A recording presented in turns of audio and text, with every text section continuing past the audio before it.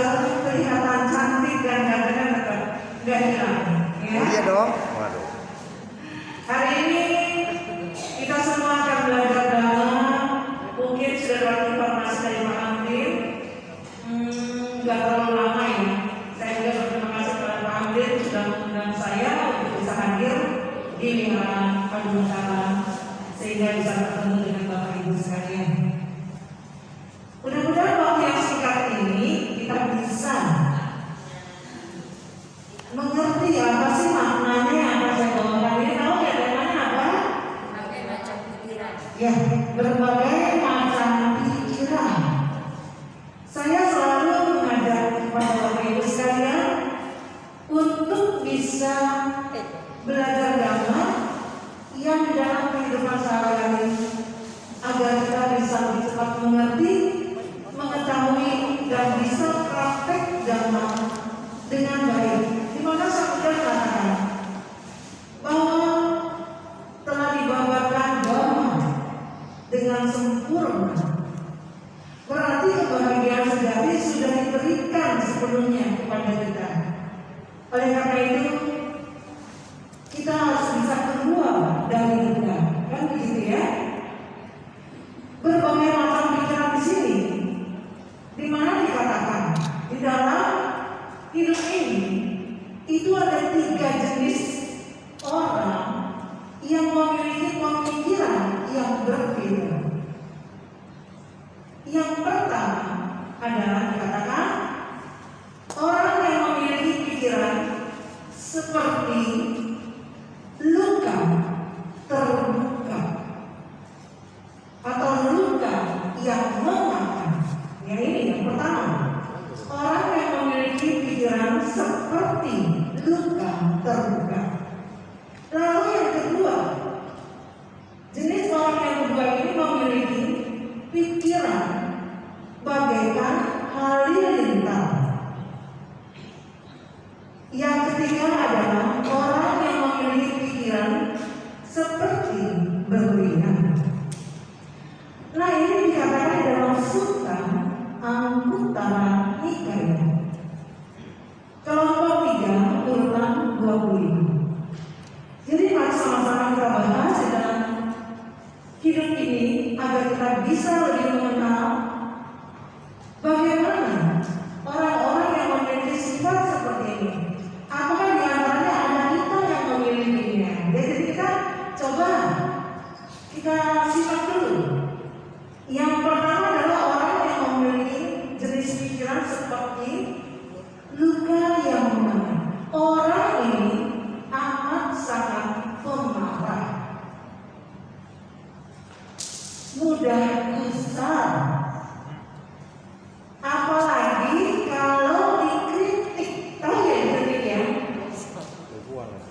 Walaupun sudah tahu dia ini memang melakukan kesalahan, melakukan hal-hal yang kurang baik, yang membahayakan, jadi dikasih masukan, dikritik, marah, tidak suka. Marahnya ini kelihatan dari raut wajahnya. Kalau pakai masker nggak ada sih marahnya, nggak kelihatan sekali ya. Ini nggak pakai masker kelihatan raut wajahnya, menyeramkan. Matanya gimana orang-orang? Wah, besar. Lalu kata-katanya juga keras. Ini tipe orang yang memiliki luka yang menganga. Jadi orang ini pada dasarnya pandai sekali, pandai menyembunyikan kemarahannya, kemurkaannya. Jadi orang tidak bisa melihatnya karena dia pandai menyembunyikannya. Tetapi kalau orang lain tidak bisa melihatnya, dia sendiri tahu. Kalau dia memiliki gampang marah, gampang gusar, gampang cepat tersinggung, gak mau dikasih saran, gak mau dikritik sama orang lain, maunya diapakan? Dipuji. Oh, dipuji, wah senang sekali. Rasanya ada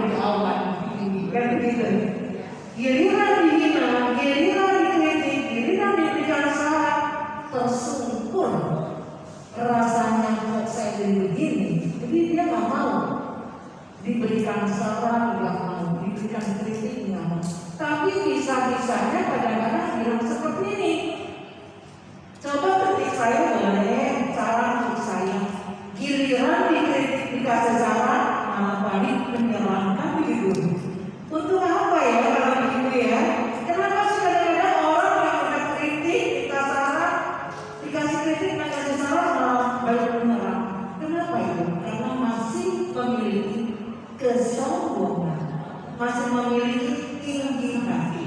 Jadi kalau belum bisa, mentalnya belum dilatih, janganlah kita kritik dan sarankan seperti itu ya. Jadi yang pertama seperti itu, luka ini mengaman. Luka ini terbuka. Diibaratkan dalam suka itu dikatakan luka yang bernama kalau ditusuk maka dia akan semakin banyak cairan yang keluar. Sama seperti orang yang marah. Gampang marah, gampang gusar, gampang tersinggung, maunya semau-maunya aja. Orang yang seperti ini kadang-kadang tidak memandang siapa dia. Orang tua sekalipun dia akan melawan. Atau orang yang patut dihormati pun dia akan melawan pada saat dia dikritik. Dia tidak mau seperti ini. Nah, kalau kita di antaranya ada seperti ini atau siapapun yang seperti ini, maka orang ini memiliki pikiran diibaratkan seperti luka yang terbuka. Lalu yang kedua, manusia yang memiliki pemikiran bagaikan kilat halilintar. Kita tahu ya Bapak Ibu sekalian, kalau mau hujan, kadang-kadang nggak hujan berbunyi gelegar gitu ya. Ada kilatan kan? Udah ada kilatan lampunya mati gitu kan? Nah kalau di saat kita lihat di luar gelap sekali, ada kilat seperti kilatan, itu terang ya? Terang ya? Jadi orang yang memiliki pikiran seperti ini, dia ini bisa menerima kenyataan. Hidup ini adalah memang penderitaan. Ini adalah asal mula penderitaan.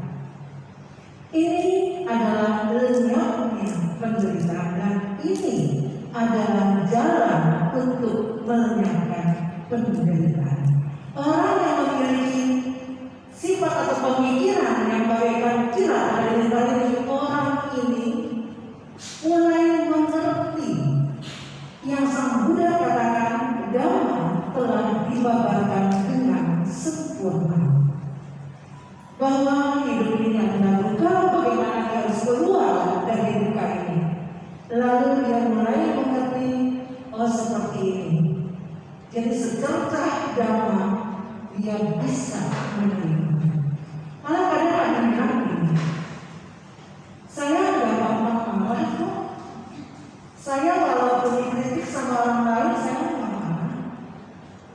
Tapi kalau dibohongin sama keluarga, sama saudara, saya marah.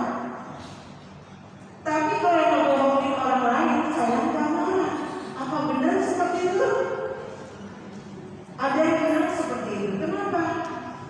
Kalau sama saudara kok tega-teganya saudara ngomongin saya kan gitu. Kalau orang lain yang jauh nggak apa-apa. Nah sebenarnya pada dasarnya di sini marah adalah kita ini masih memiliki batin yang terluka. Jadi kalau kita bisa mulai lagi masuk ke dalam secercah kilatan halilintar ini, Dhamma itu kita sudah serap sedikit demi sedikit mulai mengerti. Ya, jadi yang tadinya suka marah berjuang bagaimana caranya untuk tidak marah. Siapa sih di sini yang nggak pernah marah? Saya rasa nggak ada yang nggak pernah marah ya. Karena apa? Karena diri kita ini masih memiliki lobang, dosa dan moha. Karena masih ada akar-akar kejahatan ini, nggak mungkin nggak ada orang yang marah. Pasti ada Cuma marahnya ini dia bisa mulai dihitung mundur, ya, bukan tambah maju tapi dihitung mundur. Ya, di sini kalau orang yang dikatakan memiliki pengetahuan dhamma walaupun sedikit, mulai mendapatkan secerca harapan. Orang ini mulai bisa menerima kenyataan. Orang ini mulai bisa melihat kebenaran sebagai kebenaran. Mulai bisa menerima kenyataan ini. Oh, seperti ini adalah penderitaan. Oh, seperti ini memang asal mulanya penderitaan. Lalu bagaimana untuk melenyapkan penderitaan? Jalan menuju lenyapnya penderitaan. Saya akan bertanya kepada Bapak Ibu sekalian, kalau kita mendapatkan kesedihan, kesusahan, dan lain sebagainya, ada yang menangis atau enggak? Pasti ada yang menangis, ya, pasti sedih. Lalu nangisnya ini ada keluar suara enggak? Kenapa terjadi sama saya? Kenapa ini terjadi sama saya? Ada orang begini. Kenapa saya seperti ini? Kalau kita bilang kenapa, maka itu penderitaan. Tapi kalau kita katakan memang saya seperti ini, mulai menurun penderitaan, mulai mengerti. Sedih ya sedih, tapi kata memang saya seperti ini. Saya harus menerima seperti ini. Kenapa? Contoh di dalam pernah dikatakan di anggota Nikaya ini, di mana harus kita selalu ingat, pernah saya katakan itu menyentuh dia yang menyentuh. Itu tidak menyentuh dia yang tidak menyentuh. Ya, ini adalah duka. Ini adalah duka. Jadi orang yang dikatakan memiliki pemikiran kebaikan, dia boleh mengerti, melakukan perbuatan yang tidak baik. Contohnya, tadi saya katakan bahwa dia bilang, kenapa terjadi seperti ini? Menderita. Karena kalau dia katakan memang seperti ini. Jadi dia mengetahui semua adalah hasil dari perbuatan saya sendiri. Duka. Di dalam kebenaran saya bilang pas ingat ini menyentuh dia yang menyentuh, itu tidak menyentuh dia yang tidak menyentuh. Kalau kita melakukan perbuatan-perbuatan yang tidak baik, tentu perbuatan yang tidak baik akan menyentuh kita terlebih dulu. Kita ingin menyakiti orang lain, sebelum menyakiti orang lain kita tersakiti dulu. Mudah sekali contohnya. Kita nggak suka sama orang ini, kita nggak suka sama binatang ini. Kita ambil batu ya, melempar ke orang itu, atau lempar ke binatang ini. Sebelum batu yang kita pegang ini kena pada sasaran, siapa dulu batu yang sudah pegang? Yang pegang batunya dulu siapa?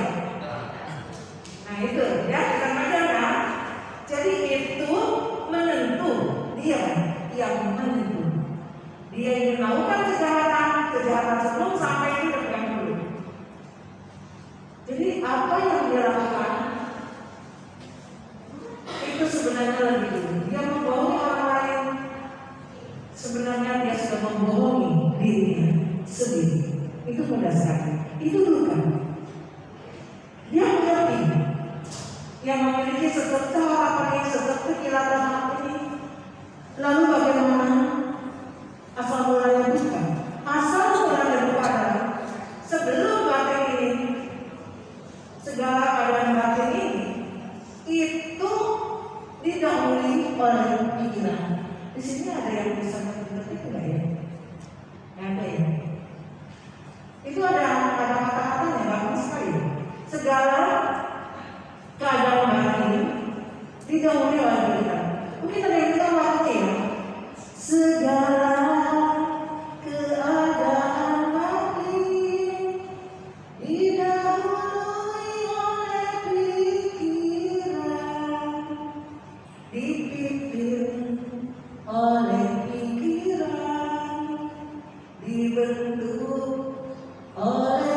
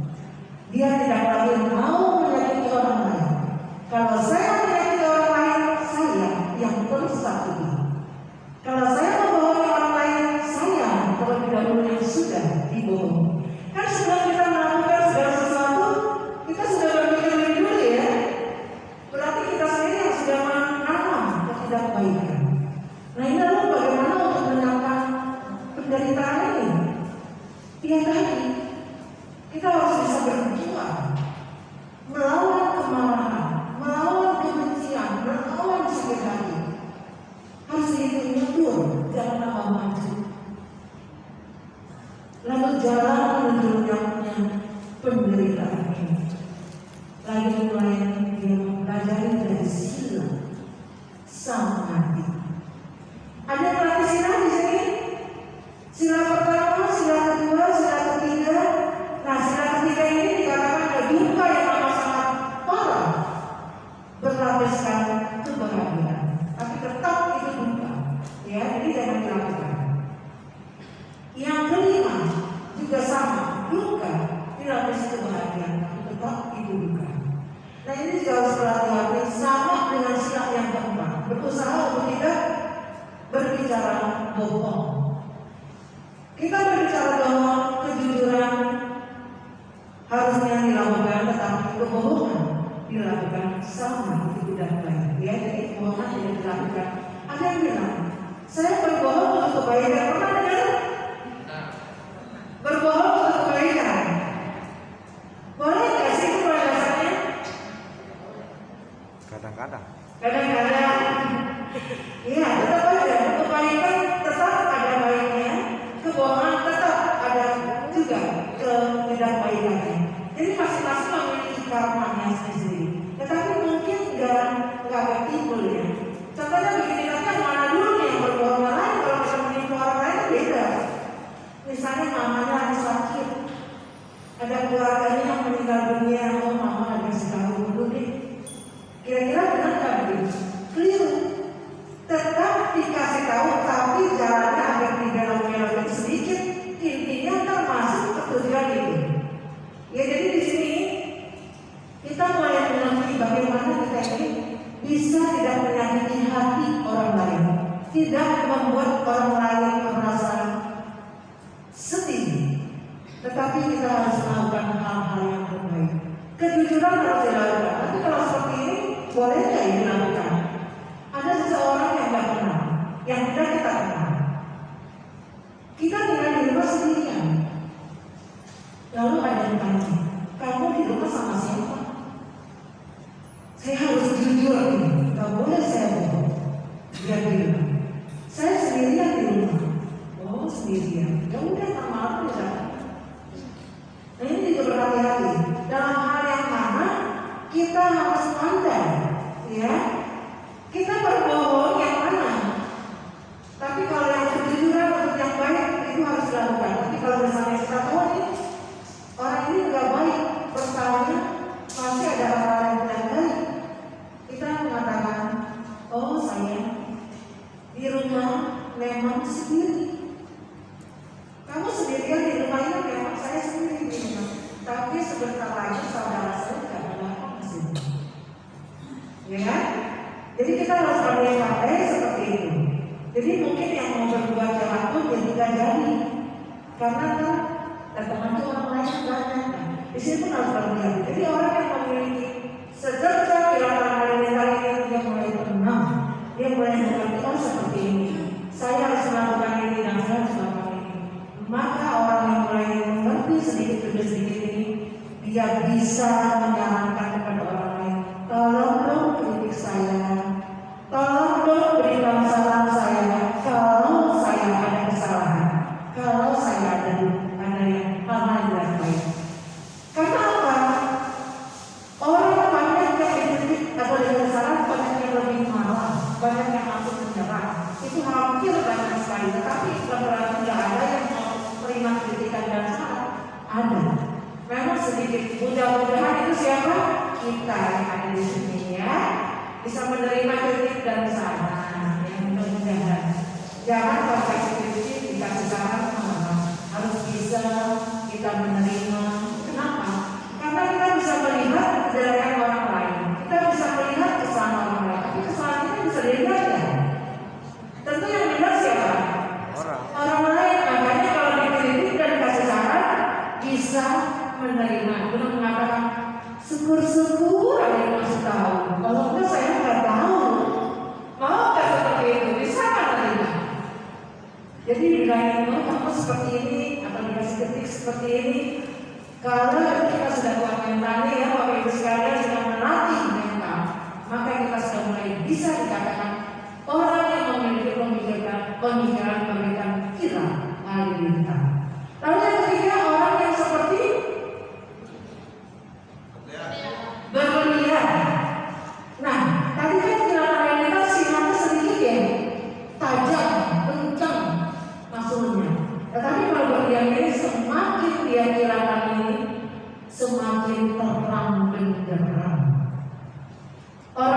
sudah bisa mengikis kekotoran-kekotoran batinnya. Orang ini sudah bisa melakukan hal-hal yang baik dan terpuji. Dia tidak lagi menyakiti dirinya sendiri, tidak lagi menyakiti orang lain, tetapi dia benar-benar melaksanakan sila, melaksanakan saman, sehingga menjadi orang-orang yang mengerti. Nah, berbagai macam pikiran ini saya tanyakan dulu kepada Bapak Ibu sekalian. Kalau kita bermeditasi, di rumah sendirian, berani nggak? Berani ya? Kalau meditasinya pagi, siang atau malam? Malam hari. Malam ya, kayak kita lagi ya.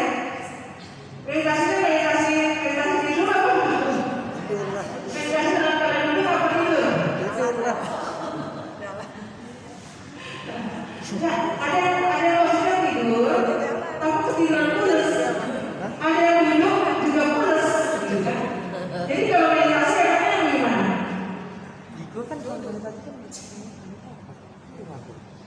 Jangan yang tidur, jangan yang membungkuk, tapi yang tegak, ya. Nah, saya akan tanyakan di sini. Kalau meditasi yang malam hari, ini yang malam hari ya, Bapak ya tadi yang malam hari ya, itu di mana Pak? Di depan altar. Di depan altar. Alatnya jam berapa Pak? Jam 12. Jam 12 malam. Jam 12 malam ya, luar biasa ya. Tangan dulu dong.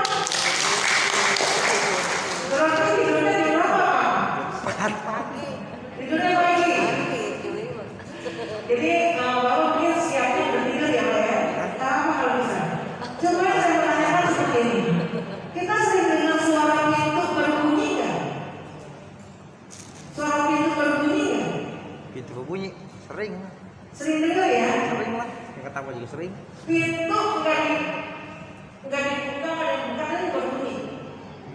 Sering lah. Sering ya? Iya. Itu kalau lagi meditasi, Sering lah. tengok nggak? Ya biasa. Sering juga. Biasa itu mau. Tengok nggak? Udah hari-hari. Jadi begini, sebenarnya itu kalau kita menyadari, itu kalau oleh besi, itu bunyi nggak masalah. Ya dia bisa memuai, tapi kalau yang sudah takut, itu lain lagi ceritanya. Itu lain ceritanya malah takut. Itu ada pembunyinya. Kelihatan jalan. Bahaya itu. Ya. Nah di sini saya akan kisahkan juga. Jadi orang ini yang dikatakan yang kemudian sama sekali bisa tidak ada rasa takut. Karena apa? Dia memiliki cinta kasih kepada semua orang. Ini ada kisah. Pada waktu itu bulan Cengkring ya, bulan Cengkring. Ada yang meninggal baru. Jadi si bapak ini datangnya pagi-pagi sekali subuh-subuh ke pemakaman. Dia akhirnya bakal kertas kan terakhir ya. Dikisahkan ada 3 karyawan yang lewat situ berkendaraan motornya mogok. Jadi si bapak ini turun menghampiri ke pekuburan tadi karena dekat. Dia lihat ada yang bakar-bakar ramai kan, jadi hampiri. Si bapak ini pakai pakaian putih-putih, baju putih, rambutnya gundul. Ya, dia berangkat kerja juga. Pakai sepatunya putih. Cerita si bapak ini karena tidak tahu. Dia tanya, permisi Pak, Bapak bakal apa? Oh, saya bakal kertas. Boleh saya tahu Pak maksudnya untuk apa? Ini yang meninggal dunia kita kirim uang. Oh begitu Pak ya. Dikirim uang, jadi dibakar yang meninggal dapat uang. Udah, sunyi. Lalu akhirnya yang satu lagi bertanya, kalau Bapak kesini ada perlunya apa nih Pak?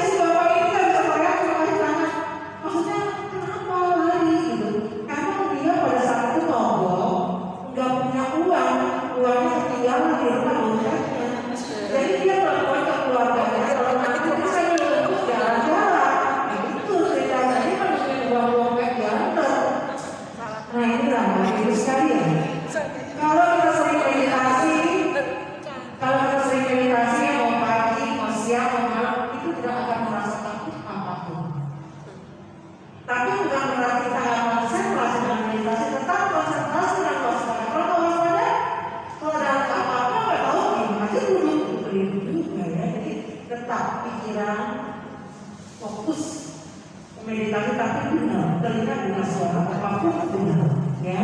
Jadi di sini kita harus bisa melakukan perbuatan-perbuatan yang baik, yang tulus dengan pikiran yang baik. Ini lagunya sebenarnya kami sampai kenapa 15 ya? Ya. Kenapa? 20 ya. Mungkin ini bisa sedikit kali lagunya ya. Segala itu gampang sekali. Segala sama-sama yuk. Segala keadaan batin didahului oleh pikiran, dipimpin oleh pikiran dan dibentuk oleh pikiran. Gampang ya lagunya ya. Yang bisa gampang. Apabila seorang berkata atau berbuat dengan pikiran jahat, oleh karena itu penderitaan akan mengikutinya seperti roda yang mengikuti langkah yang menariknya.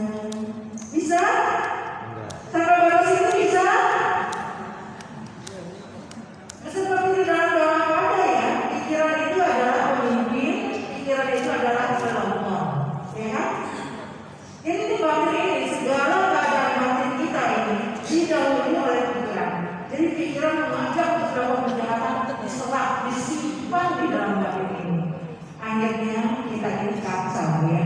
Jadi kembali lagi ke dalam meditasi yang tadi, kalau kita ini memang bisa melakukan hal-hal yang baik, Kamu dari mana nih? meditasi, melaksanakan sila, lalu kita memulai kebijaksanaan dengan baik, pengertian